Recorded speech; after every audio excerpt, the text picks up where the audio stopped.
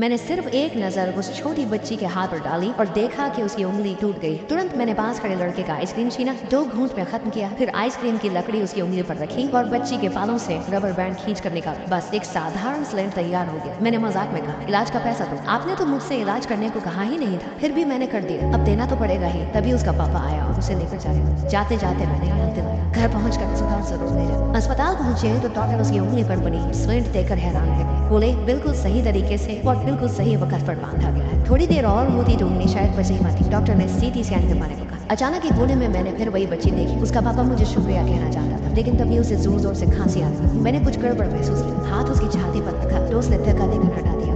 मैं ठीक हूँ, पर कुछ ही पलों में उसे सांस लेने में तकलीफ होने लगी। ठीक उसी वक्त हाईवे पर एक बड़ा एक्सीडेंट हो गया और अस्पताल में घायल की मौत। बच्ची का पापा दर्द से तड़प रहा था। बच्ची बेचैन थी। वो डॉक्टर ढूंढने दौड़ी, लेकिन हर डॉक्टर एक्सीडेंट के मरीजों को व्यस्त था। कोई उसकी तरफ ध्यान ही नहीं दे रहा था। बच्चे की तरफ वो चिल्लाई, प्लीज कोई मेरे पापा को देखो, लेकिन डॉक्टर दौड़ते ही जा रहे थे। मैं चुपचाप सब देखा था। तभी एक दयालु महिला डॉक्टर आई और पूछा, क्या हुआ? जैसे ही वो बच्ची के पापा को चेक करने वाली थी, सीनियर डॉक्टर ने उन्हें बुला लिया। उन्होंने अपने एक साथी से कहा, इन्हें सीटी स्कैन के लिए ले जाओ। मुझे कुछ ठीक नहीं लगा, इसलिए मैं भी उनके पीछे पीछे लिफ्ट में चला गया। लिफ्ट में अचानक बच्ची का पापा गिर पड़ा। हमने जल्दी से उसे बाहर खींचा और जमीन पर लिटाया। डॉक्टर दौड़कर इमरजेंसी सामान लाने गए। मैंने उसकी छाती पर हाथ रखा और अचानक मेरे दिमाग में उसके दिल का 3D में जो करा, दिल रुक चुका था। डॉक्टर एक साधारण रेस्पिरेटर लेकर आई और इंट्यूबेट करने वाली थी। मैंने कहा, पहले दिल चेक करो। जांच से ये पता चला दिल धड़कना बंद हो चुका है। नर्स डिफाइब्रिलेटर लेकर दौड़ी आई। मेरी मदद से CPR शुरू हुआ। आखिरकार दिल ने फिर धड़कना शुरू किया, लेकिन तुरंत सर्जरी की जरूरत थी। समस्या ये थी कि एक्सीडेंट की वजह से सारे सर्जन पहले से ही ऑपरेशन थिएटर में व्यस्त थे। ये सुनकर बच्ची चुके चुके रोने लगी। उसे पता था कि अब सिर्फ मैं ही उसके पापा को बचा सकता हूँ। उसने मेरी तरफ देखा, मेरे हाथ पकड़े और अपनी जेब से एकमात्र सिक्का निकालकर मेरी हथेली पर रख दिया। उसकी आंखों में आंसू देखकर मैंने फैसला कर दिया, चाहे मेरी मेडिकल करियर खत्म हो जाए, मैं जो भी कर सकता हूँ उस बच्चे के पापा को बचाने के लिए करूँ।